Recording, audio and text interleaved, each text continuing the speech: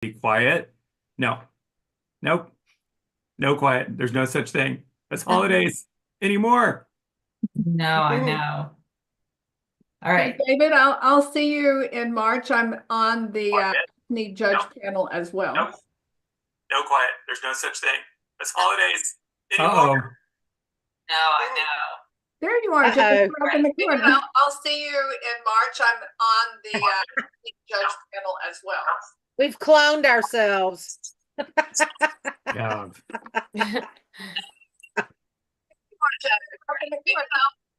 I think it's echoing back over onto YouTube. Yes, I it was just- I am streaming it presently. But Okay. I had to turn the volume off. So, looks like we're all here. It's streaming on YouTube. So this is live on YouTube if anybody gets kicked off. Last time we met our max, you can also find it on the Skin Games YouTube. And I'm gonna hand it over to Kelly now. Let's everybody else please mute yourself. All right.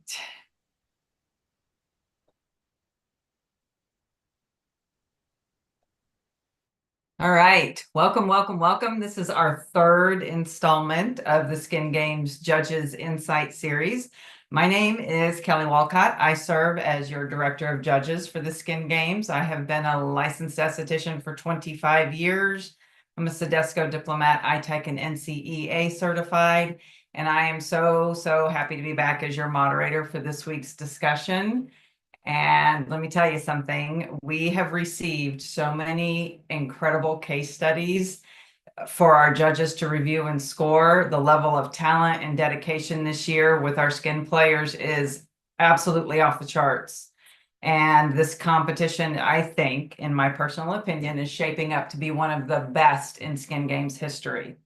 We also have an exciting announcement. We're adding a special international judges discussion to this panel series schedule. The session will take place on Monday, February 24th, so it's still on a Monday. We're just going to back the time up to morning at 10:30 a.m. Eastern Standard Time, and this accommodates the time differences for our judges outside of the United States, so that you have an opportunity to hear their diverse insights and perspectives from a global position. So mark your calendars. You absolutely do not want to miss that. Tonight, we are focusing on two categories, acne and compromised skin. Briefly, the panel will flow like this. We'll start with acne for 45 minutes, and we'll do an introduction with our judges. They'll answer some questions that they've selected, that they prepared answers for, and then we'll wrap it up with them answering your questions. So utilize this chat. That is your avenue to them. You can ask them anything about their time in the industry, anything about, for them tonight, acne, and then we'll move on to compromised. And I'll introduce you to the compromised judges. This is a quick reminder, the session is being recorded and it's being streamed live to the YouTube channel. Acne is one of it's near and dear to my heart because it's why I became an esthetician. And I think we hear this story a lot. After having my second child, I struggled with severe hormonal acne, and my hairstylist said, Kelly, go see an esthetician. And I said, what is that? I didn't even know what facials were. I did take her up on that and went to see her, and she got my skin clear. And I just knew that I had to give what was given to me to other people. So 31 years later, because from that moment, it took me 6 years to be able to go to school. What I love most about this industry is that it's rooted in science. It allows for us to be creative, and it's all about helping people. My husband jokes that estheticians are actually estheticiatrists, and he's not wrong. We build relationships, we foster trust, and we always have the opportunity to learn something new. And tonight, I also have the fortunate honor to have two of my incredible mentors who have helped me shape my journey on this panel tonight. Lynn Ross, who has worked with me for over 10 years to help me grow my business. She has taught me so much, and she now gives me the privilege to teach alongside her. And Elaine Sterling will be joining us a little bit later for Compromised, and she introduced me to the Sodesco diploma and ITech certifications. Their guidance has meant the world to me, and I am so thrilled that you all are going to get to hear from them and from our other amazing panelists today. Makes me want to cry. So I want to dive into our first category. It's acne, and this category highlights the transformative power of professional care in addressing one of the most common and emotionally devastating skin concerns that people struggle with every single day. So I'm going to start by asking David to unmute yourself. What I'll do is I'll have David unmute himself, Lynn, and then Elizabeth. And this is just the introduction portion. So David, would you mind introducing yourself and sharing a little bit about your background? Yeah, so hi everybody. My name's David Valenzuela, and this is my 30th anniversary in the industry. Coming up in October 1995 is when I started with Aveda. So it's been a long 7 years of Dermalogica, a decade with Aveda, cosmetics in there in Atlanta, CEO of Face Reality. I've had my hands in a lot of different brands. But to what you just said, Kelly, about acne being it's the #1 skin condition in the United States. And when I looked at actually what I was going to do in my next chapter of my career, I realized that this is one of the most underserved portions of the industry was acne. We're very anti-aging focused across the board. And I was like, you know what? This is when the microbiome and all of the new technology that has sort of entered in since 2014. I just started doing the research, and that's what led me to Wish. So I launched Wish in June of 2021 with 4 products. And now I think we're launching our 28th product the beginning of February, which Lynn probably knows how it is to launch products and how long it takes and the timing and all that. So we are beyond thrilled of the support, for being an independent brand in the industry today in 2025. It is a big deal, and that's why we're all acne. And I'm excited to talk tonight about all things acne. Yay! Yay! Thank you. So Lynn, we would love to hear a little bit about your journey and how you got into this profession.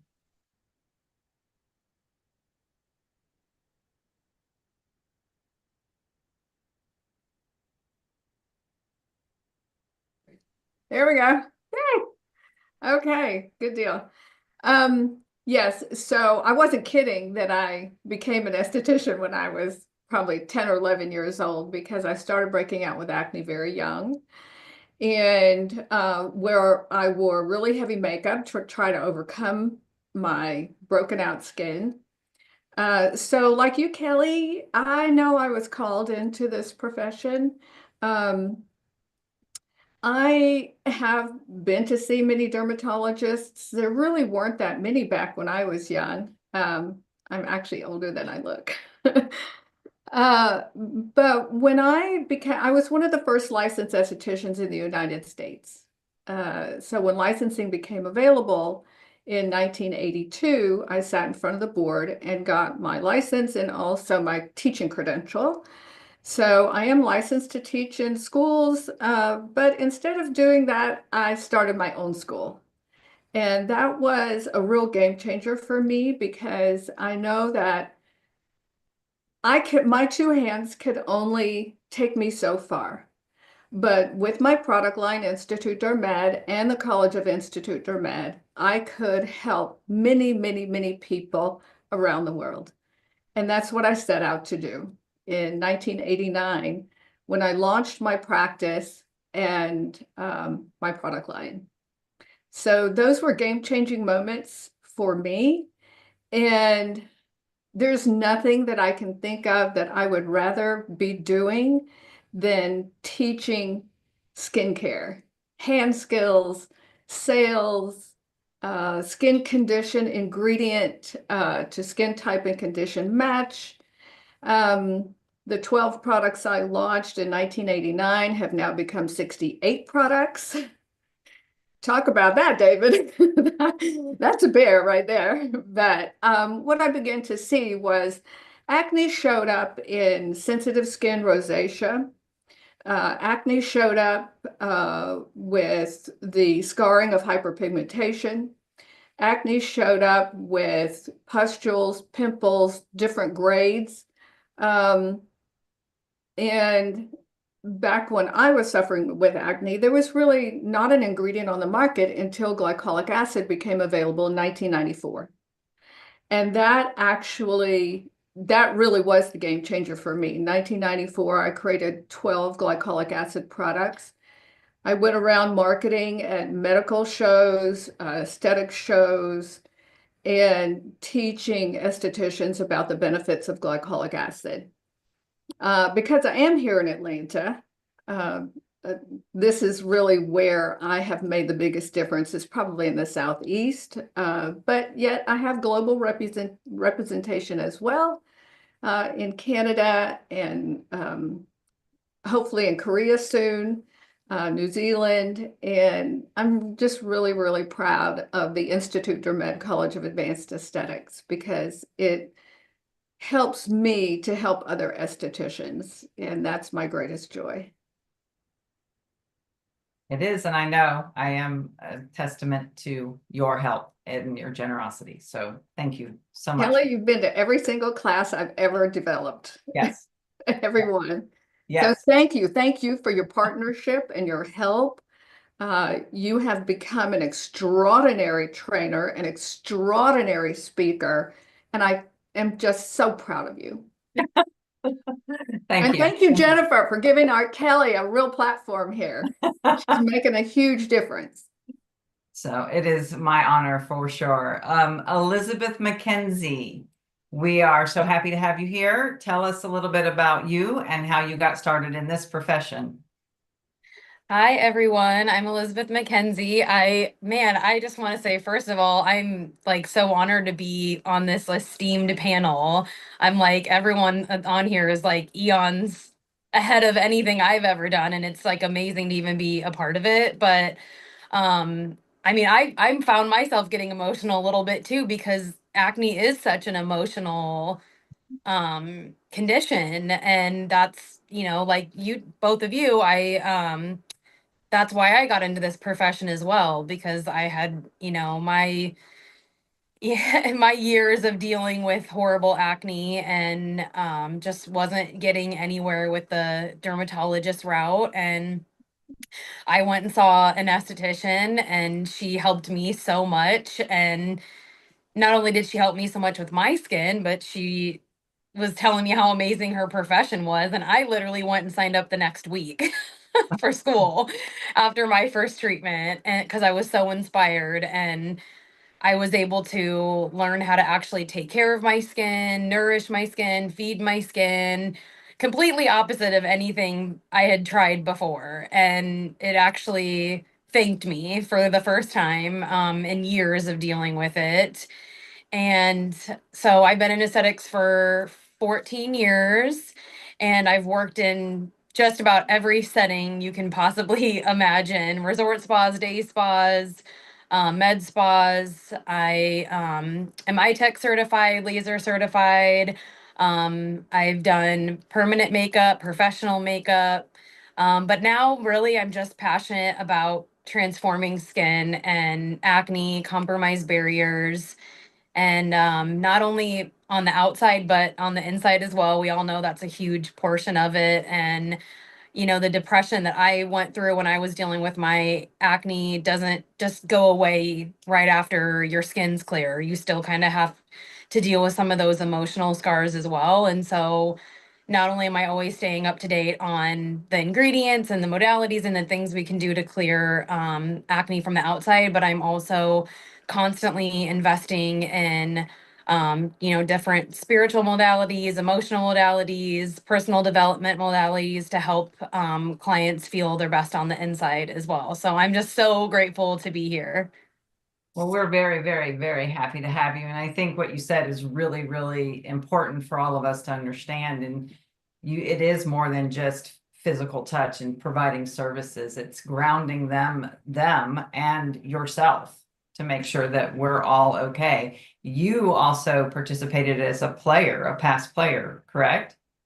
Yes, yeah. I was a player my first year and absolutely loved getting to be a player, and I just had so much fun getting to be a player that I was like, you know what? And I kind of toyed with it the next year. I'm like, do I play again? But I was like, I also want to judge. And I kind of just, prayed about it, and I felt like the universe was telling me to be a judge. So that's how I ended up here. Now you're on this side, so you don't get to Yes. go back. So we Yeah. have you.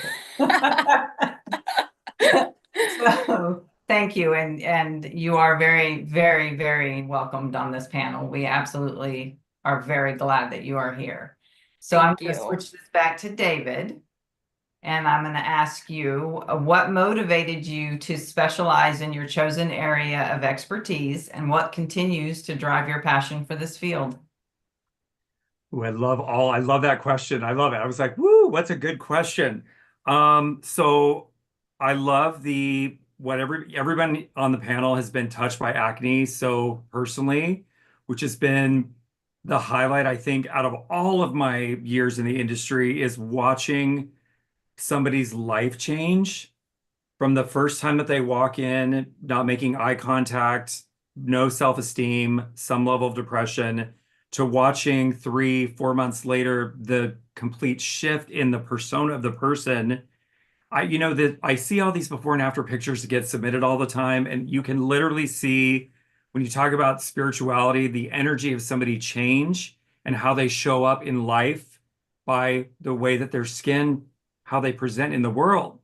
So I think that that's my number one. It's literally confidence instilling. That's my brand tagline is confidence for the aesthetic professional, for the customer, the client that's getting their skin cleared.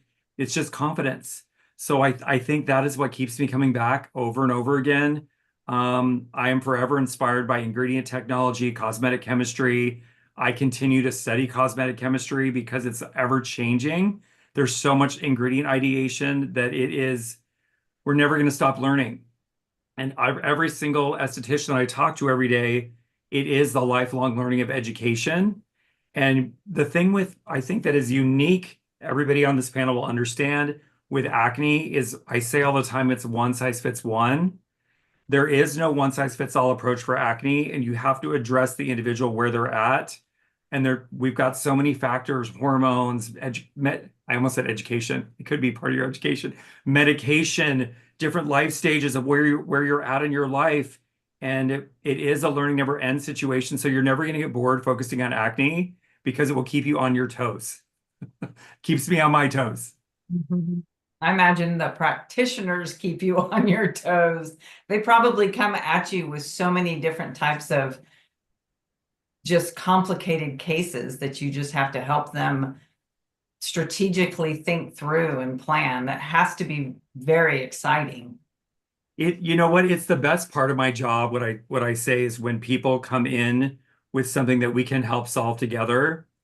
I say that 90% of the cases of acne in the United States, an esthetician can manage.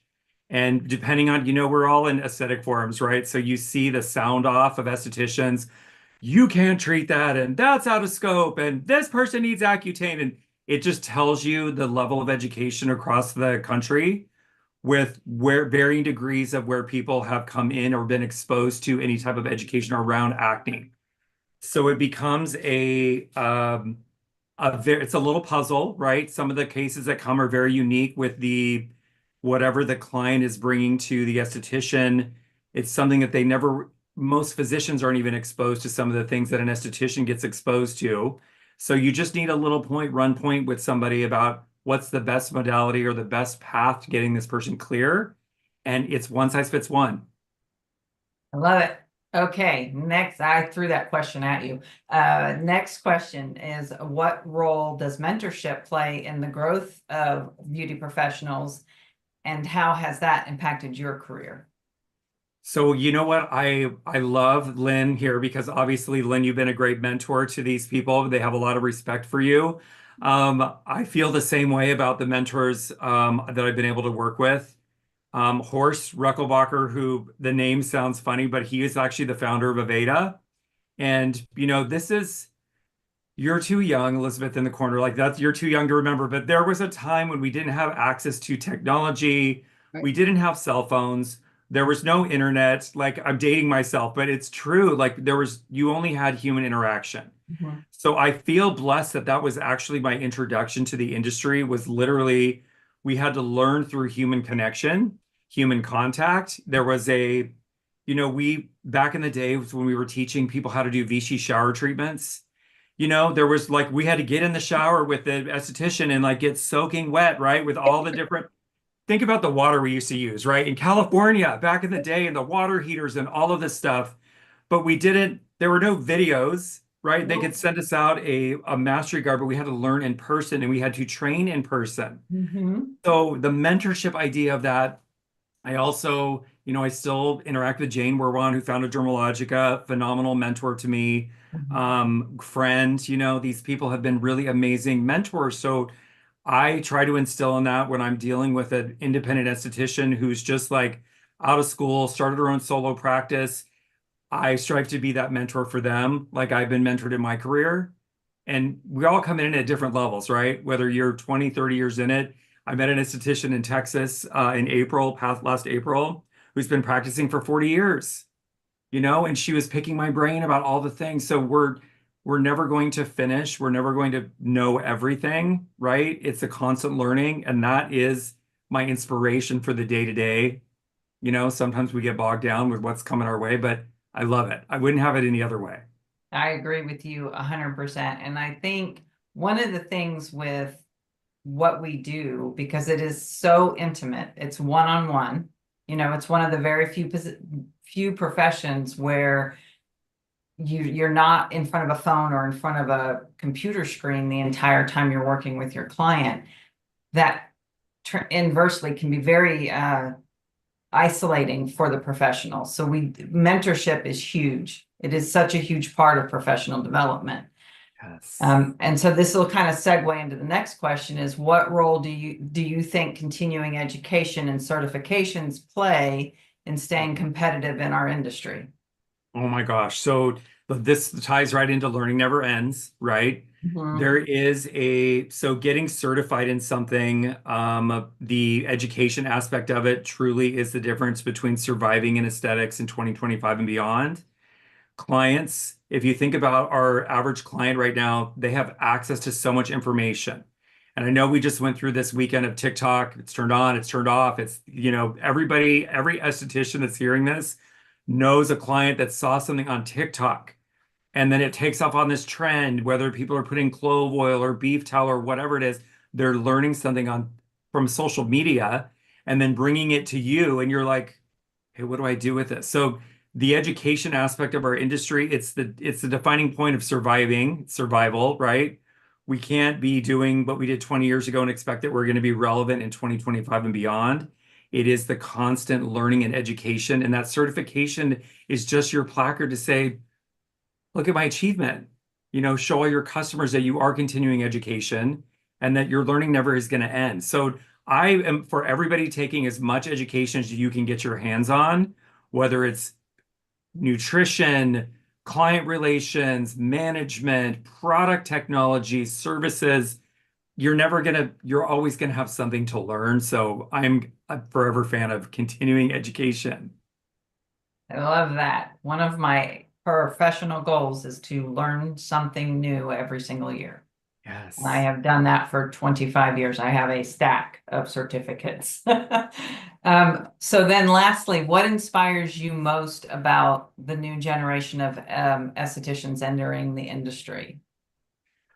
So you know what, Kelly, I get the fortunate experience of getting to go speak at aesthetic schools, varying states. I have a lot of history with Aveda, so I go speak at Aveda schools. Like it's the energy of the new esthetician that's up and coming. I never want to deflate somebody's ambition. And I just want to bottle up all that energy and that enthusiasm at the beginning and just guide it into a way so they can avoid some pitfalls along the way just through some experience, but the enthusiasm and the energy of the next generation of esthetician coming in, it is the next generation of our industry. So this being exposed to, like, there's no shortage of product, there's no shortage of education. It is having access, and this generation of estheticians has always, most of them, unless people decide to go to a different chapter in life, but most of them are young and have grown up with technology. So going and finding information on something is not something that the original generation 30 plus years ago, that wasn't the way that we learned. And this generation, even if the pandemic taught us anything, a lot of digital learning experiences are made available to people that would never have access to them before. So I just love the enthusiasm. Dude, I agree. I agree. Okay, Lynn, what motivated you to specialize in your chosen area of expertise, and what continues to drive your passion for this field? Everybody selected that question tonight. I love it. I love it. Well, I already talked about what was really the driving factor from a very young age was to have clear skin myself. Mhm. When I was young, there was only Noxzema and CoverGirl makeup. So I wore a lot of black eyeliner to distract from all of the pimples on my face. I had very low self-esteem, and I had no confidence. I think that my low self-esteem and no confidence at a young age caused me to make decisions that were not empowering to me as a young woman. And what I see I love what you said, David, about the younger generation coming into aesthetics, is the passion that young estheticians have, and the confidence they have. It's like Mhm. they're like 30 years old in 23-year-old bodies. I'm like, wow, how do you get so much confidence? I didn't have that when I was young. It's taken me a long time to get over the trauma of having continually broken out skin. And that is what propelled me to work in dermatology. Acne and aging are really my passions. And along with that can come sensitive skin conditions and also hyperpigmented skin conditions. So that was really what I wanted to learn about, and spent a lot of time in the dermatologist's office working with patients, a lot of time going to medical conferences, dermatology conferences mostly, but also cosmetic surgery conferences, because I had a group of plastic surgeons. I also had 3 skincare centers inside plastic surgery centers.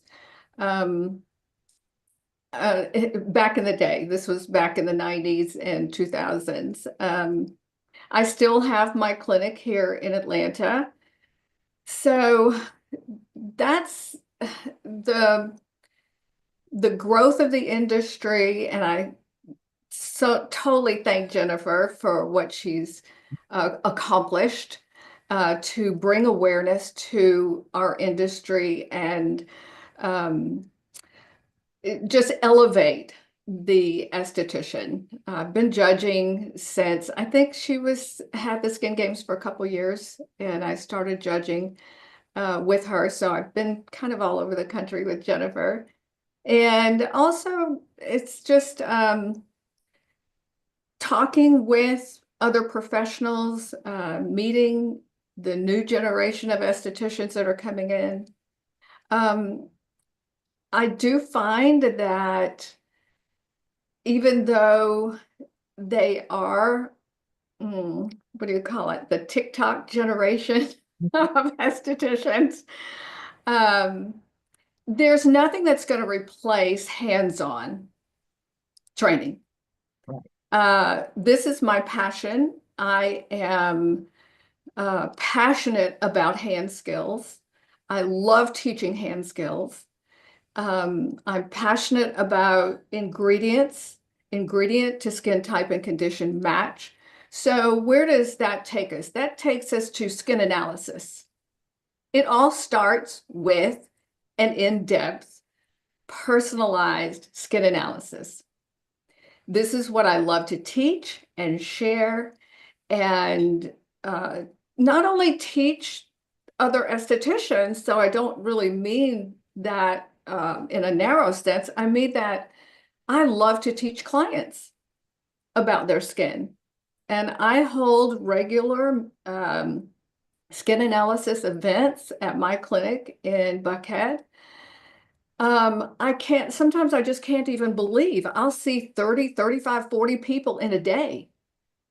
And they all want to look deeper into their skin, whether they're aging, whether they have spots, sunspots, or hyperpigmentation, rosacea, acne, which a lot of people do come to us for acne correction. And we have all the tools. So we have lasers and we have all the different devices.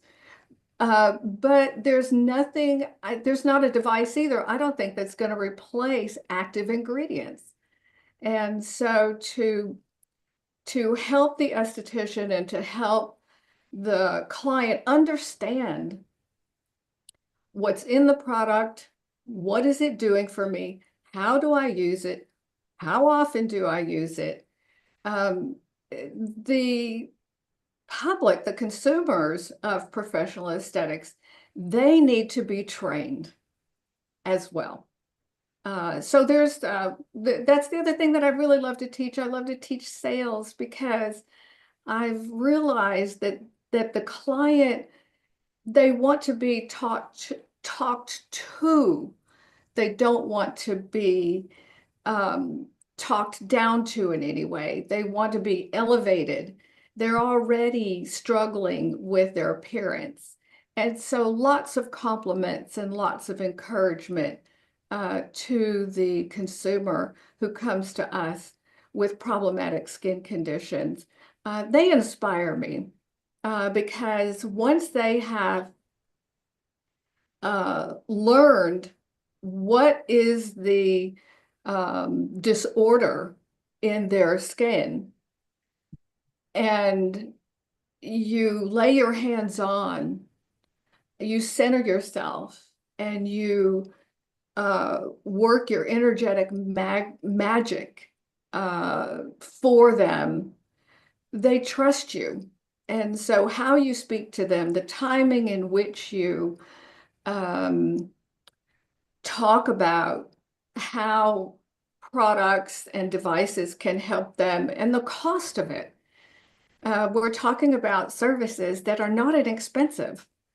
And so that's really where I think I'm going to go in my, so I'm just going to let everybody know, I'm 72 years old. I've been practicing in aesthetics since I was 24. So that's just a little bit of time. And I love helping estheticians and skincare practitioners to understand that when we're in the room with a client, there's an unfolding that we can apply our energy to, our love to, and a timing, and there's what we say and how we say it, when we say it. That's just so important. And I think that that's where I can make a really big difference at my age and stage of life, because I'm not afraid to tell you, Kelly, no, say this that way, and here's when you do it. So my confidence is definitely much bigger than I was when I was in my teens and 20s. And I just really love helping to coach and mentor other estheticians who want to be successful like me. It took a lot of time, a lot of effort, chasing doctors around, trying to get all the information that I possibly could. I have read so many medical books on skin conditions. I have a huge library of them. So getting this knowledge is not easy. It's easier because of the technology, but that's only a small part of what is required in the treatment room. There's a finesse to what we do, and I love sharing that in my coaching classes at the Institute der Med College of Advanced Aesthetics here in Atlanta. I just love it. I love meeting new people who come in scared to even say a word, and by the time they leave, their confidence has really blossomed. And I'm very fortunate to have had a small part in the careers of some wonderful estheticians. And you have, you do. Thank you. She is not lying when she says she's really, really good at that. Brenda says that she loves it when when she educates her clients. Ebony said that it's her favorite part is educating. She feels like she's a detective and she loves to ask questions. Brenda says sharing her knowledge with them. And lots of people are asking for everyone's socials. So if you can drop your socials, all of my judges, drop your socials in the chat so they can follow you. Their social links are also on the Skin Games website underneath their profile. And Lynn does offer, I know for a fact, she does offer online courses. David offers online courses. Do you do in person, David?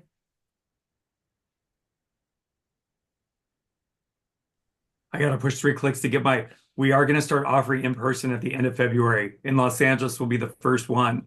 Okay. And So then yes, Lynn does digital. a 5-day Medi Clinic. Love So it. we want to kind of stay on time here. So we're going to switch over to Elizabeth.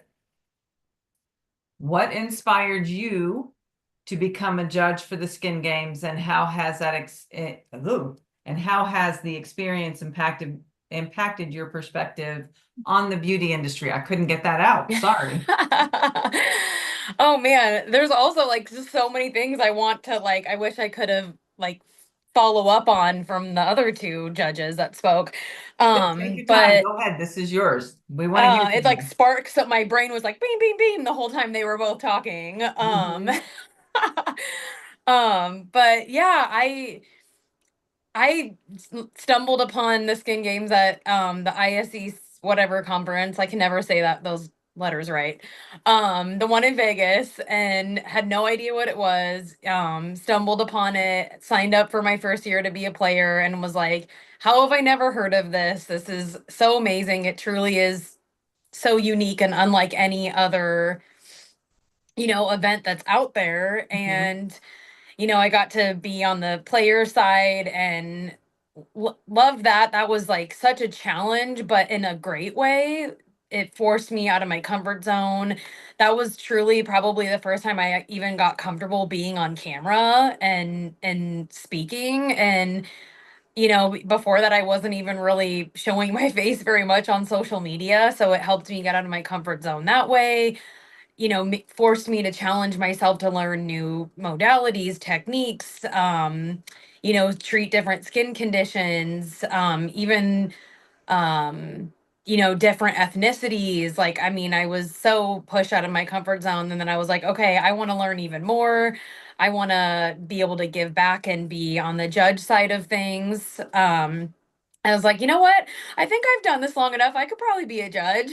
And then it was and I've learned so much being a judge. And last year I was a holistic judge, and that was one of the things that you guys touched on is like the continuing learning is the best. One of my favorite quotes is the best teachers are always learning. And so it's like we're never going to run out of a new way to look at, even if it's the same thing, you can look at it from different eyes. And there's so many different ways you can look at it. And I was blown away how much I learned last year being a holistic judge. So I actually requested to be an acne judge this year because I was like, I want to see another category, because I want to keep learning as well. And this industry has done so much for me. This competition has done so much for me, and I was like, I would love nothing more than to be able to give back to it. I mean, just in the few years I've been a part of the Skin Games, this will be my second year judging, and then that first year playing, um my business and has grown so much. I've grown as an individual so much. I launched an academy last year and put up 6 continuing education courses all about the kind of holistic style that I do, addressing both kind of inner and our outer health. And yeah, there's nothing like it. It's like it's a competition. They say Skin Games is a competition, but really it's collaboration. It's not even really a competition because everybody is so friendly, so helpful, wants to see you succeed, is like your biggest cheerleader. And I've made so many amazing friends and mentors, and I mean, it's just there's nothing like the Skin Game. So I'm really happy to be a part of it. Love that, and that is true. That is one thing that the Skin Games does is it provides a platform for you to network with other colleagues, and it allows you to be able to get answers to questions. And you're right, it is a competition, yes, but it's so much more. It becomes a collaboration and a meeting of the minds, and just these extraordinary experiences that you cannot have at any other place ever. Mhm. Question for you, Elizabeth. Do you have advice for players who are trying to make the most out of competing, since you did compete as a skin player? Oh, yeah. I mean, if you want to make the most of it, I mean, be a part of every aspect of it as much as you can. Hopefully if you're competing, you're coming to the live show and going to, the Skin Boss Mastermind, and talking to all the judges, stopping by every single booth, and meeting all of the vendors, going to the spa tank, making sure you're going to every part of it as you can, showing up to all of these lives, these little things that we do throughout the year leading up to it, looking into education from all the different, judges and panelists and all. I mean, it's endless. I mean, I want to connect with so many more people that I've met through this platform that it's not even like humanly possible to do in 1 year. I mean, it'll just keep going and going. There's so many things that you can do. Reach out to the vendors to ask for what is it, sponsorship. Yes. And I mean, I didn't even know that when I was a player. I had no idea that you could have sponsors help you and help promote you and offer you tools and education and classes. I mean, there's so many connections that you can make, and you don't even realize it if you really just put yourself out there, push yourself out of your comfort zone. I mean, it's crazy. You're really just only in competition with yourself to be better than you were yesterday, 1% better every day. True, 100%. And actually, the only reason that I entered the Skin Games was because of that lady, Ms. Lynn Ross, tagging me on a Facebook post. She challenged me to do it. And all she did was tag me. There was no, you need to do this. There was no, check this out. It was just at Kelly Walcott. And so I picked up the phone and called her and said, did you do that on purpose? Do you want me to do this? And she said, yes. And look at where that led. I mean, it is, I have met so many incredible people, and it will revitalize if you are struggling in your profession right now, it will revitalize your career. It'll just do things that you can't put words to it. Obviously, I can't put words to it. Yeah.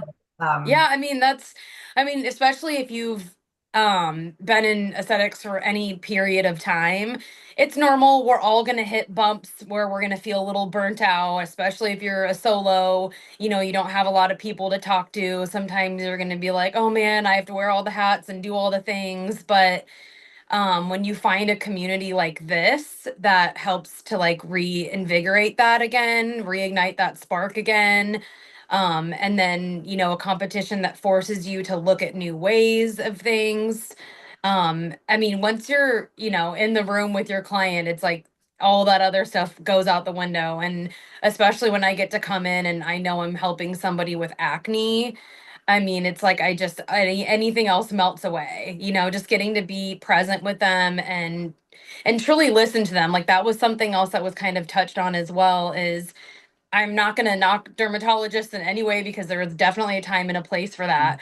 But you know, I cannot tell you how many times I've had clients tell me that they've left dermatologist appointments like in tears because they didn't feel like they were listened to or truly, you know, heard about what they were feeling, what they were going through. And the fact that we're able as estheticians to do these thorough skin analysis, you know, consultations and really get to the bottom of like what's going on. And, you know, we address diet and lifestyle. And I mean, nobody else does that for acne. I mean, so we really have a special opportunity to really make a big difference. And you know, we get to be hands-on with them and we get, you know, it's a very personalized experience. I mean, we're touching them a lot of some people haven't even, you know, been touched in who knows how long, and we get that opportunity to just create that like safe space for them. And yeah, like, you know, a couple other viewers saying too is just transform that confidence, and there's just nothing like it. I agree, 100%. David says, keep clients off prescription medication. Well, you all have been a beautiful first opening session for our acne judges, and I very much appreciate your time. We don't have time for Q&A, so if you see any questions in the chat, if you don't mind throwing your answers in there. And one thing I would like you all to throw in the chat, David, Elizabeth, and Lynn, is your top 2 most favorite ingredients to work with. Oh, that's easy. And now we are going to move on. Thank you. Thank you so much again for all of your time. David, I look forward to meeting you in person. Elizabeth, I look forward to seeing you. And Lynn, I'll be down to the office next week or tomorrow, Thank actually. you. So we're going to transition to compromised, and this skin condition requires a comprehensive understanding of how the skin works and a deep commitment to individualized care. We all know that. And tonight we have Aggie Singh, and I'm not going to sing your name, Robin Lee, and Elaine Sterling representing for the compromised category. So I'm going to start with Aggie. Aggie is actually in the UK, and it is almost 1 a.m. where she is. We are going to quickly run through introductions and get her questions and let her go to bed if she wants, or she can hang out, whatever you want to do, honey. So Aggie, can you tell us a little bit about your professional journey and what led you to where you are today? She was also last year's Esthetician of the Year for the Skin Games. Hi everyone, I'm Maggie. I'll be quick. So I have been esthetician for about 20 years now. I started, and I believe it was always my passion, especially at the time when I was about 12 and I decided to pluck my own eyebrows because I can do it on myself. I don't have to go to a beautician. And then next thing you know, the next day I've got a written note from my teacher that my mother has to sign, like, what have you done? So thank God for PMU these days. But then I had to move on to sort of like follow family tradition, and I went to School of Economics, and these were the worst 4 years of my life because I think most of beauticians, estheticians, they don't like numbers or working with numbers because we're just so artistic. So, but I started it, I had to finish. And then when I had my diploma, my A levels in hand, that was the happiest moment in my life because then I could move on and do what I love doing the most, the beauty therapy. So I came across the beauty college in my town in Poland. Um, and I studied for 3 years and then met my partner and we were just traveling a little bit and we decided to come to the UK. And that's where I started my clinic 20 years ago. And yeah, that's when my journey started really. And then I discovered the skin games a few years ago. And I remember at first I was going to apply, but I wasn't sure. It's like I don't think I'm ready for this. There's a lot of work involved. But the year after, I was like, yes, let's do that. And it was the best decision I've made. It changed the way I work. It changed me as well completely. So thank you. No, thank you. We are so glad to have you. So, Miss Robin Lee. Hey y'all, hey. There you go. She's my southern sweetie, Miss Robin Lee. Hey everybody.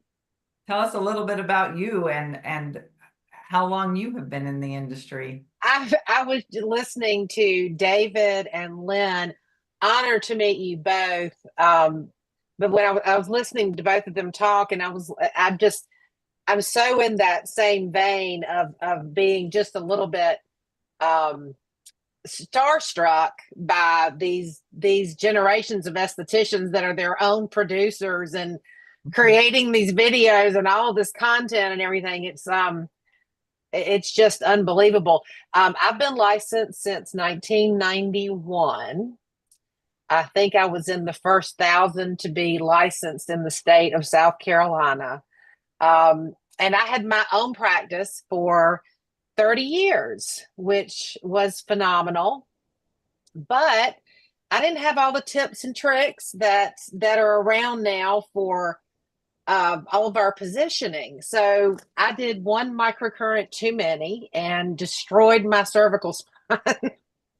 So I just literally was working one day and retired the next. It was shocking. So I'm a big proponent to for a lot of things, but mostly, look at disability insurance, everybody. If your hands go down, you're going to wish you had it. So I specialized in microcurrent, did a lot of microcurrent over a very long period of time. And I carried Clayton Chagall for the whole 30 years I was in practice. So when I was sort of forced into retirement, they were looking for a rep in South Carolina. And this was during COVID. And I thought, well, that's something I can do because the travel aspect had kind of been pulled out of being a rep at that time. And so I got in and now here we are 3 years, 4 years, oh goodness, 5 years later. Is that right? Yes, 5 years later, and I'm distributing for the US for Clayton Chagall. Oh, wow. And I'm loving it. Yeah, Nice. it's a lot of fun. And I'm just excited to be here. You guys are all amazing, and it's just an honor to serve and an honor to work with all of these amazing players. It is definitely changing the people that we meet. Miss Elaine Sterling, my one of my lovely mentors. You missed the introduction where I just sang your praises. Oh, I'm sorry. Well, I decided, you mean earlier during Acne, before Acne? Yes. Okay. Well, I looked at myself and I was like, God, I got to go put some makeup on. Funny enough, my skin looked a little compromised. I just came back from Vegas. I went to see the Eagles at the Sphere, but it's so dry in Vegas. I don't know how anybody could live there. Like, I was putting hyaluronic acid, everything, but my skin is still so red from being in Vegas. So I had to quickly go. That's why I was a little bit late, but I You apologize. look beautiful. Well, tell us a little bit about how your journey started and what motivated you to choose this career. Well, I was an esthetician 1,000 years ago in South Africa, and I had to do beauty therapy, which was massage, nails, and aesthetics back then. We didn't have a choice. I was really good at aesthetics and massage. I was terrible at nails. And I don't know whether, and I think that that's what estheticians learn about themselves, right? So I don't think eyelash extensions would be my game either, or maybe microblading. So anything you have to do perfectly, I realize is not for me, right? I think we start learning uh, as we go through school and as we go through. And I know Kelly and I have a big passion for machines. Because I think that the wonderful things about the machines, but also you're marrying it with your hands, is to be able to really customize for that client's skin. So I had a country and western song which my husband brought me to Atlanta in '98, and then when that country and western song didn't work out, I started working as an esthetician, and there were only two spas in town, maybe three, but it was Lynn Institute de Med and then Spa Sadell. Being a single mom, I went to work for Spa Sadell, and they had 8 locations, apologize, and 400 technicians. And then I had my eye tech and my Sedesco, so I started training and teaching for them, because I just found that, and it's like we talk about 2003 like it was 1964. It's because how fast things have progressed. You know, I got to there wasn't even crystal microdermabrasion. I think Atlanta got it in 2003, and it was really slow to get out the gate, and then it started moving from there. So I really I got breast cancer, and in 2003 and 2004 I had my treatments, and I think that you know cancer is a thing that takes everything away from you but gives it all back. And I really realized after my radiation treatments that I was 40 years old, and it was now or never, do or die, 39, to what do I really want to do with my life. And I really felt that I had this passion and knack for education and speaking. So I went to work for a school, and then I decided I would open up my own school. Doing postgraduate first, but that was 2008. And when things in 2008, things weren't so groovy, right? Right. As far as it was a tough year because it was a financial year of fear because everybody was holding on to their money. So I realized that people wouldn't maybe take so many postgraduate classes because their clients were sort of waning and going back. So I started the undergraduate, and I just decided that I would teach I opened my school, and I was the only educator, and I would teach 6 to 20 at a time. That's what I wanted to do. I would teach 6 to 20. But then I got 20, and then I got 30, and then I got 40, and then I got 60. And then they were like, "Are you accredited?" I'm like, "What? I'm not Stanford. Why do I need to be accredited?" And then I got my accreditation, and then I got financial aid, and now I have 500 students. And I cannot teach them all myself. But I think what really is important to me is that, and I take it very seriously, is that we are teaching the next generation of esthetician. So in order for us, we can't complain about the standard, right? We have to do something about the standard and the expectation. And I think that that's what I love about the Skin Games and about what we all do, because we are setting the stage and the standard for the next generation. Because I'm not going to be alive forever, right? So that's sort of my beginning. I always say I'm an esthetician first. I'm a licensed instructor second. I'm a school owner third. And I have 5 programs now. I started with just 1 program, but now I have 5. So I have a whole team now. Obviously, I have 68 employees. So, and I have over 30 instructors. So it's about passing on that torch to them and really them understanding, that what we do isn't easy, because if it was easy, everybody would do it, right? So we need to really explain and show the way of how the next generation is going to progress. So that's my story in a nutshell. It is amazing. It is amazing what each of you bring to the table individually. It's very, very different, but it's very empowering for the right professional to connect with each one of you on a level that they just aren't going to get or find anywhere else. I just thank you all for your time too. So, Aggie, what inspired you to become a judge for the Skin Games, and how has the experience impacted your perspective on the beauty industry? Because you came out of nowhere last year and just player of the year and just took it, and then now you've come to our side. What inspired me? I think I need a bit of a change as well, because in the US you do things a little bit differently than the UK, in a positive way. And I absolutely love that how much work you have to actually put into the case studies. Well, on the contrary, in the UK, what we do here, we will have a facial on the Zoom call, and you'll be judged one-on-one. Where here you really have to put a lot of effort and spend time with the model. And I think that's what the challenge behind me motivate to be part of the Skin Games.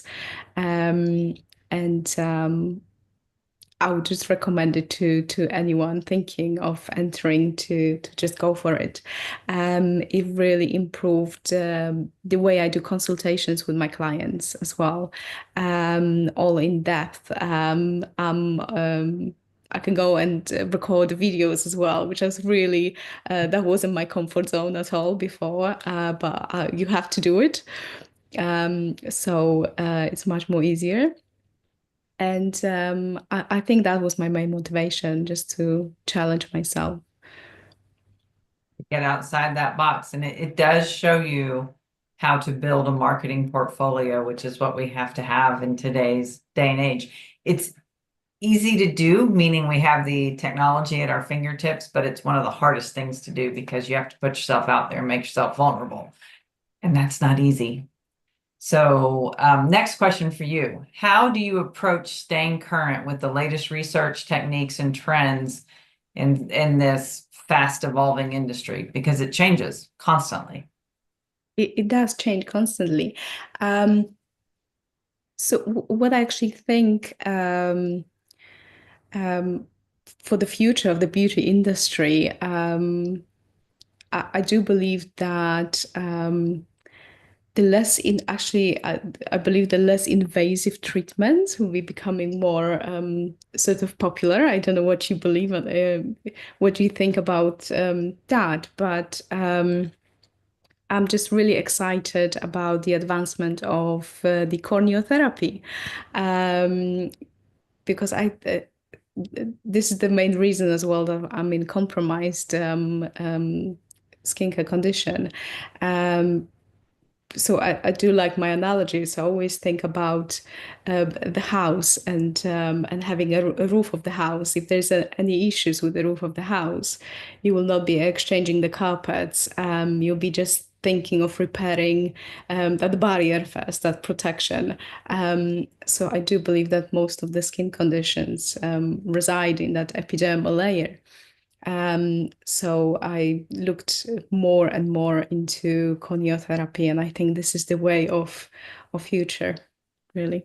I don't know if that answered the question. It's perfect. I understand what you're saying, absolutely, because an impaired barrier doesn't matter what you put on the skin. You're either going to exacerbate it or exacerbate it. There is really no difference. If the barrier is not intact, I agree with you 100%. Nothing that you do is going to help it get better. I think you mentioned as well of learning something new every year. So I believe this will be me for the coming year, learning a bit more about corneotherapy and just taking care of that skin barrier. It's important. David mentioned the microbiome. It's all connected. It is all connected. Last question, and then we'll let you go to bed unless you want to hang out with us. What strategies do you use to maintain work-life balance in such a demanding profession? And you are all over the place in the UK. She is winning award after award after award. I'm getting all choked up about it. It didn't stop with the skin games. Can't get on with the dresses. Could you repeat that question? Sorry. How do you maintain a work-life balance with such a demanding profession? Right. So, I wish there would be 48 hours in a day, for sure. But I think this is part of the skin games as well. It really helped me to be on track and be more organized. You should see my laptop now. I have folder for every part of my work and my life balance as well. So I think this is the main point. Just stay organized, stay on track, and that really helped me to stay on balance and take care of the family and my workplace as well. Beautiful. I love it. I love it. Oh, goodness. Excuse me. We thank you for your time. If you want to hang Thank out, we would you. love to have you. If not, everybody tell her good night. I'll be with Panda Eyes tomorrow. That's fine. Robin, in your opinion, what positive changes or advancements has the skin game brought to the industry for both professionals and for clients? Oh my goodness, so much. I've thought so many times over the last few years that I've been involved with Skin Games how incredible it would have been to have something like the Skin Games around when I first got into aesthetics, or even in the first 15 years I was in aesthetics. I would have appreciated it so much. And I think that it really provides that family, that tribe, that group, that support that you really, really need in such a saturated market. There's estheticians everywhere. It's just a much more competitive field. But at the same time, I think that estheticians have really started supporting each other more, especially through the skin games. So I feel like they get a lot more support through the skin games. I feel like they get a lot more knowledge through the skin games. And I believe that translates to your clients. They get better results. They have a better experience because you have more confidence and you know more about what you're talking about. You've won an award, or you've been in a just in the competition, or it elevates your spirit as a person, and we pass that on like a domino effect. And passing that on to our clients, I think is a real gift. And they leave with what you give them, and if you give them a real positive experience, then they leave in a really positive place, and that's viral. It's beyond viral because when you have a network that you can reach out to brainstorm with, or to make sure that you're doing the right thing, the decisions that you're making are the correct ones, that's an invaluable resource that you just don't have when you're inside a treatment room by yourself all day long. I work as a solo esthetician, and many of us do. It's a lonely business. It can be, and it can be Yes. very challenging at times. Yeah. And If you ever get lonely, come hang out with me. there you I go. speak to 300 people a day, so we can swap. Very different from solo esthetes. Come do my job and I'll do yours. Yeah, That'd be there you great. go. What is that? What is that? Boss for a day or whatever, where you trade places? We'll do a Freaky Friday. We call it ST swap. How about that? ST swap. There you go. There's a reality show for all of us. I love it. Oh my gosh, that would be funny. Robin, what do you see as the biggest misconception about this area of expertise that we're in, this industry, and how do you address it? I think that for me, one of the biggest misconceptions is that age management has to be aggressive, or that skincare in general has to be aggressive. I feel like that we've I mean, there's a place for everything, but I feel like a lot of the industry has focused so much on trauma, and not so much on support. And I blame a lot of social media for that, because people don't always know what they're really looking for, but they think they know what they're looking for because of what they saw.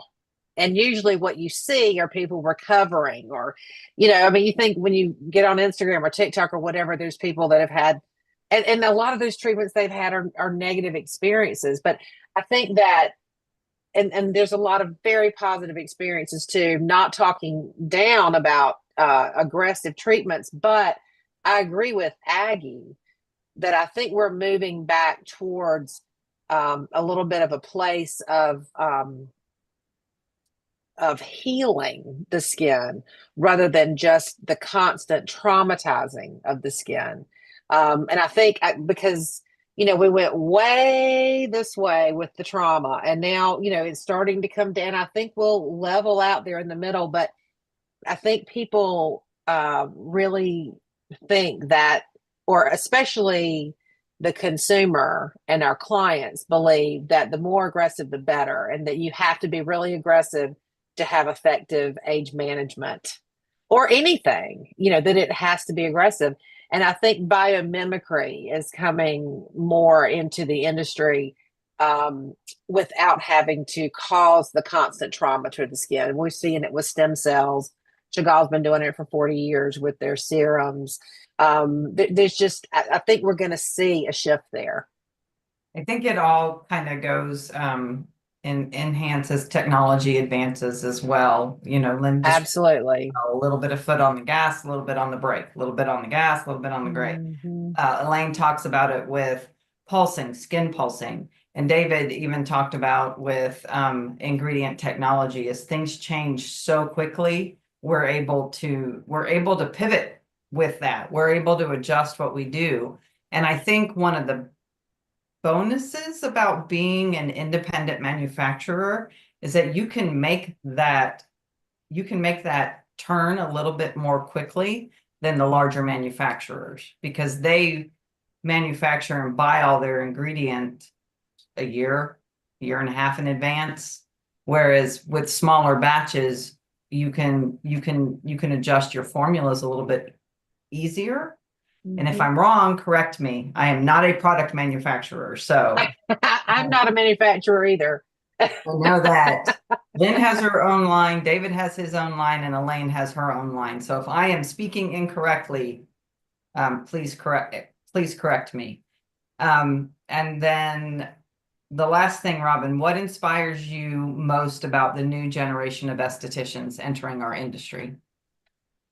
Gosh, I feel like I've answered that question about 3 times already, because I keep going back to them about just how confident they are and how willing to just put themselves out there and just do the craziest things on social media.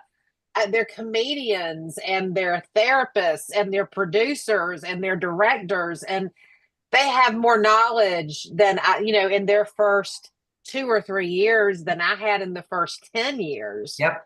It's really, really inspiring.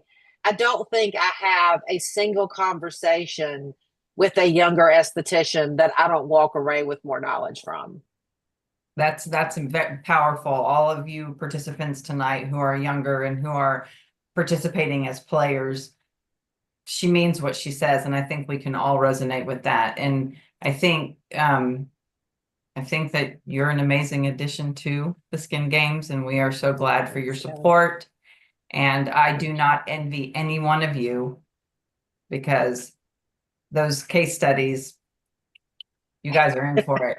So, Ms. Lane, you see that, because with your curriculum, what you offer to your students, this is not on your questions, but I'm going to ask you this anyway.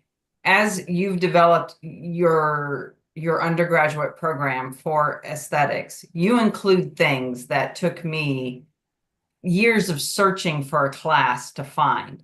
microcurrent, microdermabrasion, technology, because I love my equipment, I love my ingredients too, but you give them a 100% well-rounded basis. You don't just prep them to pass the state board. Mhm. And that is not what I received when I went. I went and got my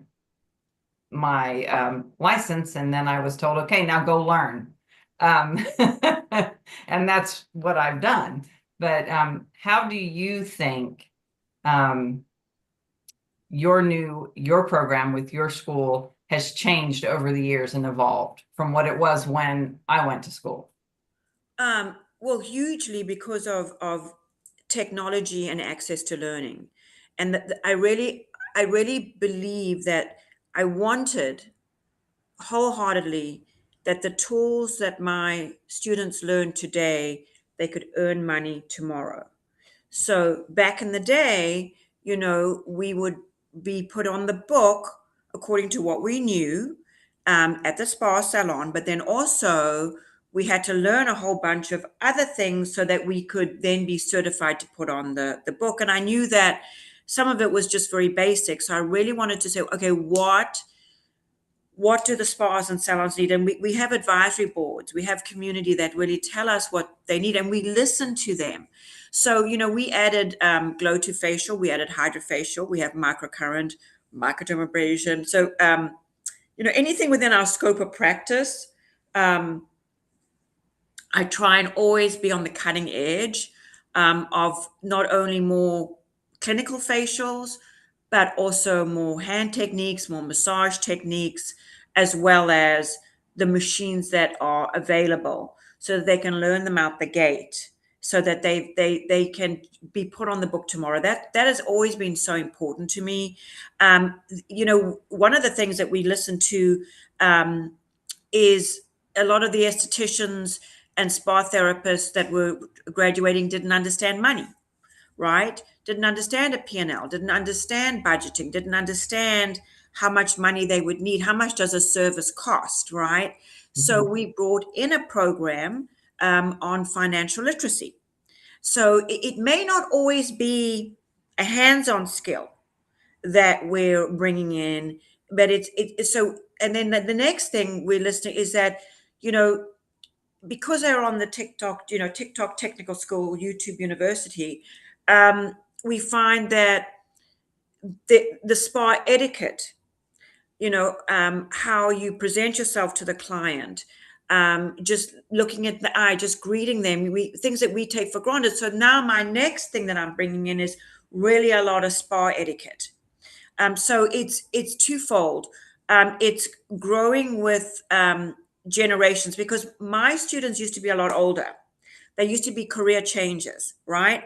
35, 45, 55. They've done their stint in corporate America, and now they want to change. Now the majority of students we're getting is right out of high school, right? So they need what my mother would say, finishing school, darling. We need to go to Switzerland. So in my day, you would send the children to Switzerland to have a little bit of finishing school.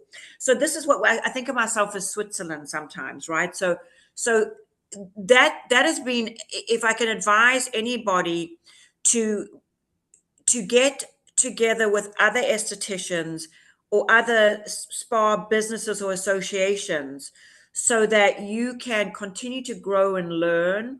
I learn from estheticians, salon owners, spa directors of what they need out of a technician. And I take it really, really seriously, because I believe everybody that walks through my door, and I was talking about my door, the Elaine Stilling Institute, I always tell my students my name's on the door. Wasn't a very good idea putting my name on the door. When things go bad, when things go south, I think, oh my God, that Elaine, she died in Italy like 10 years ago. And then when things go good, I'm like, oh yes, I'm Elaine. So anyway, I believe that you walk in the door, you were called to walk through my doors. I really do believe that. I believe everybody that walks through my door is called. And I also take it really personally that my name's on their certificate. Um, I was thinking about like NASA and SpaceX, and how these organizations and companies, like they have like 10,000 employees, right? And I have 68, and sometimes I want to have a nervous breakdown. But like, if you're putting airplanes together, right, it's so important because one missed thing, you could lose a life. So I start taking what I do really seriously because I have those students' lives in my hands, right? We have the clients' lives in our hands. And if we thought of it that way, how ethical we would be, how compliant we would be, how, we would be exactly the same for the first client to the last client of the day to the 500th client, our language, our etiquette. I really do believe we're touching people's lives through our hands and our hearts. And we don't know what people are going through, but also just spending time with people and listening to people, whether you're making them feel beautiful, or whether you're making their skin feel good, or whether you're just spending time with them. And so I'm really, the stories of how estheticians have been able to go from being homeless, because I have a lot of homeless students, from homeless to owning homes, from cleaning houses to owning houses.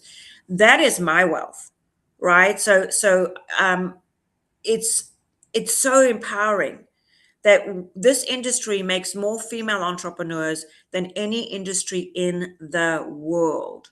So that's why we collectively have to continue to fight for our license and advocate and be involved in organizations and associations and lay the foundation for the next generation. I am not trying to run for president, but it did sound like that for a minute.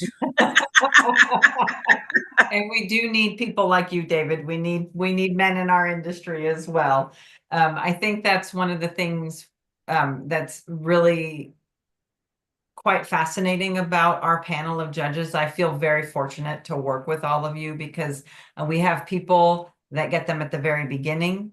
We have people that support them with business, and then we have people that train them along the way and continually help to build them and make them successful. I think that's one of the hardest things to do is because you're not just distributing product, or you're not just teaching somebody how to take care of acne, and you're not just telling someone this is how you do a really, really phenomenal skin consultation. I think that's one thing all of you touched on as well, is that it starts at the consultation. You are helping people build long-term security for themselves and their families. And that's not something to just sneeze at, but I would be very interested to hear about how, and anyone can chime in here, how you manage that in your day-to-day, because it's not just somebody calling you David with, this I have a grade 2 acne client and I've been doing everything I can to get clear, but how do you manage the call where I've invested all this money in training and your product line, and now I'm struggling to make next month's rent? How do you help them in that regard? So I don't mind being the only guy in the room. I think this comes from having a strong mother and two amazing sisters. So I love it. I appreciate it. Obviously, in an industry that is female dominated, I love it. So a couple of things. The emotions in aesthetics are real. And, whether the phone call I get where somebody's had a client that's come in that just cried uncontrollably for 30 minutes, the esthetician then calls me afterwards and says, I don't know that I'm equipped to handle this, to manage this level of emotion in my practice. So I feel that call, but also just what do I do with the day-to-day, just foundational business aspects of running an aesthetics practice? All the glitz and the glamour and the machines, the modalities and the products and all of the stuff is phenomenal. But it starts down at what is my personal overhead? I see in aesthetic chat rooms a lot. How much should I charge? What do you charge? What discount do you? And I want to say, stop. That's not the right question. The question really applies to your practice. What is your rent? What does your overhead look like for your specific space? What products are you using? What modalities are you using? then you can decide what your pricing looks like. But it's the that I think the what Elaine said. So I also love everybody's accents, Southern, South African. I love it. This is amazing. I've been to South Africa, one of my favorite places. Love it. It is. We have experience, after a decade, 2 decades, 3 decades of experience, we've been able to see it firsthand. I would say one of the best things that I've learned in my career is by running a spa with 48 service providers, hair, skin, nails, massage, the whole entire operation, understanding how to make that business profitable. Huge piece, which it's not necessarily when you said, Elaine, financial literacy, I was like clapping under my desk because it's such a huge component between being profitable in your business. I say a lot, we're not running nonprofits, and there's just a little education behind doing something in a profitable way or doing something that they feel is easy because someone else is doing it, but isn't profitable for your practice. So again, back to that one size fits one.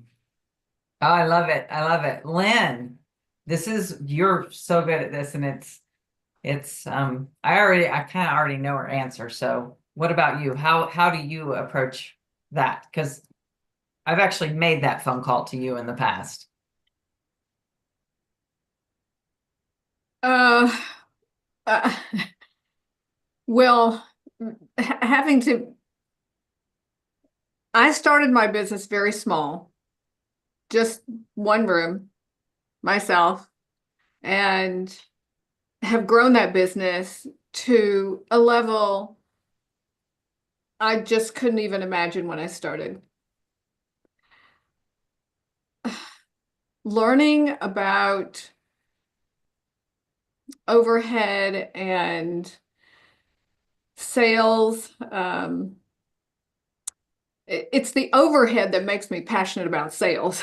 Yep. Because I've been through so many ups and downs in my practice that it's just it's unnerving to have your accountant come in and say, "Oh gosh, you just lost $10,000. Oh gosh, you just Mhm. it's 50,000," and you're wondering like, how am I going to overcome these losses? How am I going to overcome these periods of economic downturn, whether it's the stock market crash, the real estate crash, COVID, um, let alone estheticians that get sick and can't come to work when you have a big business like mine. So that's where I think that having a good, healthy relationship to money and being able to set goals is really important. Knowing your overhead, really important.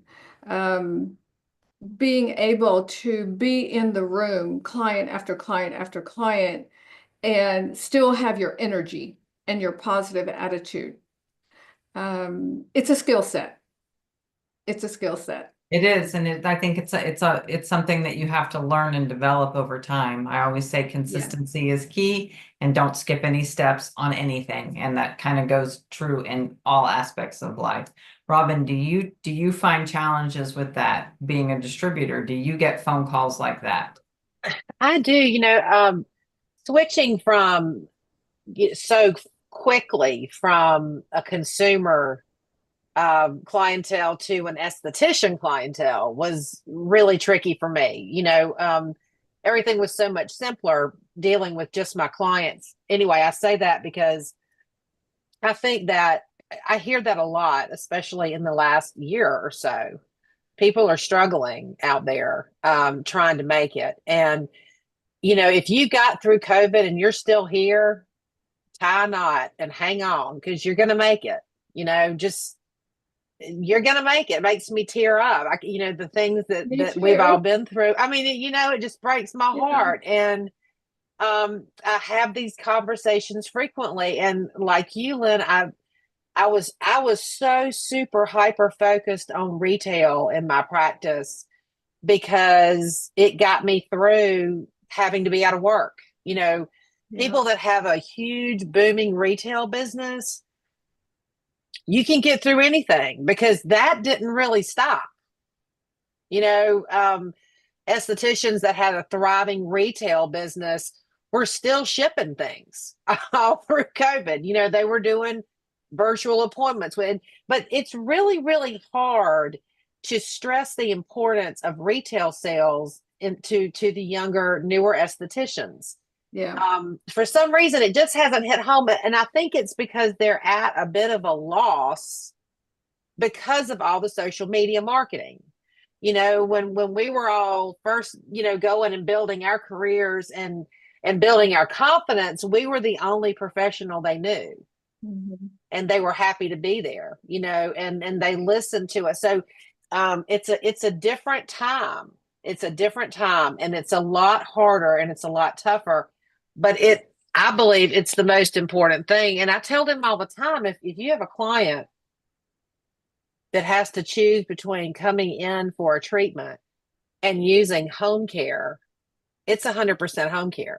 Always. I mean, just always. And, come in every few months for a facial if you can. But, it's better for the client too. And it's not just about making the money.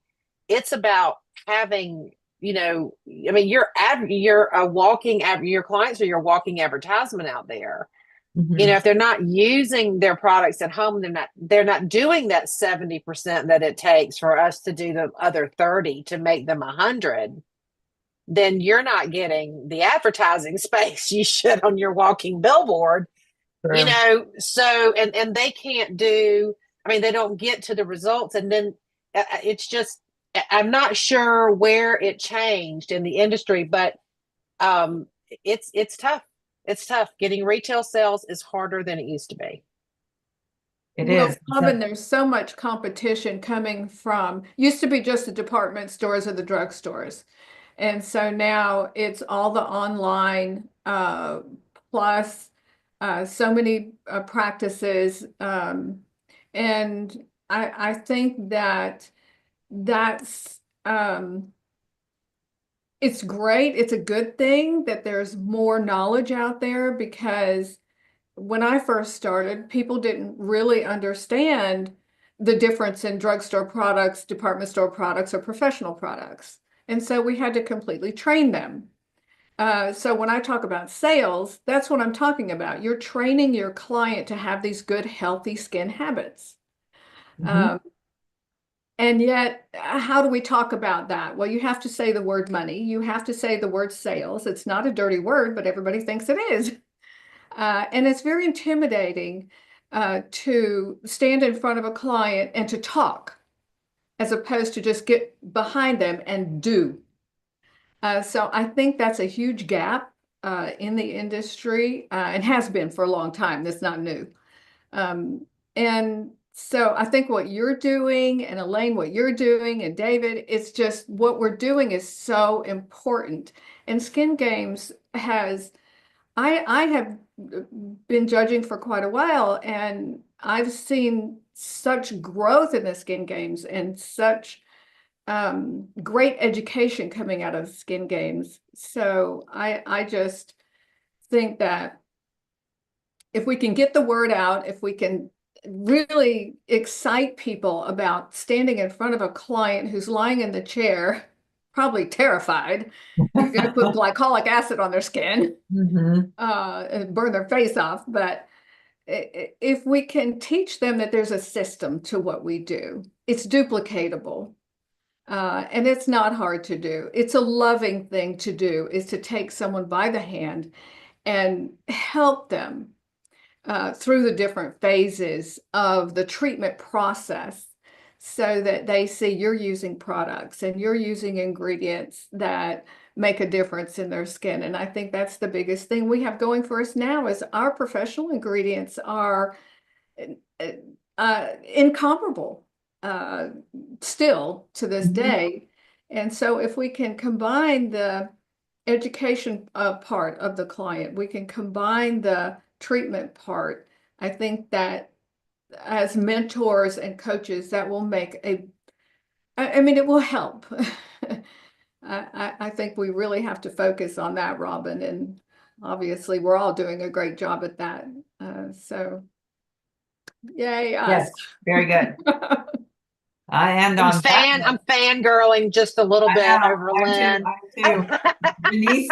Janice, I have to point out that Janice this entire time has been processing orders while she's been listening. So Oh, retail. go, Janice. Yay, Janice. Elizabeth, do you have anything to add to this? I see you're still here. Yes? No? All right. Well, I want to thank everybody for all of you for sharing your time. Elizabeth, Aggie, Elaine, David, Lynn, Robin. It is very rare that I get to share my two mentors with the rest of you. And I hope that Robin and I are really great colleagues. David, you and I will meet in person, and I can't wait. And Elizabeth, everything that you've done, and Aggie as well. Taylor, Jennifer, very, very instrumental part. Jennifer, the owner of the Skin Games, and Taylor has brought this to all of us. And I very much appreciate all of you for your time. This session is going to live on the Skin Games YouTube channel, so you can revisit this anytime. You may hit any of these wonderful people up for any sort of more information about their product lines and the classes that they offer. And we will. And if I can just say, if anybody needs models, just let me know. Let her know. Let Elaine know. And we will see you next week. Elaine, can we case talk about management models? and Open Med. What's that? I said, Yes. Elaine, can we talk about models? There Yes. you go. Okay, well, let's schedule a meeting or something. Yeah, just email me. I know I'm helping out some waxing people, Kelly. I don't know, but it's yeah. I just we have a little system for it. So Yep. you have my email, right? I do. Yes, thank you. So All right, case guys. management and Open Med next week. So you all have a great week. You judges, I think I'm going to be able to get those case studies to you tomorrow night instead of the 22nd. So get your little coffee together, because you're going to need it. These Awesome. players Looking forward to came it. with game this year. What else would we do on a snow day? But There look you at go. case studies.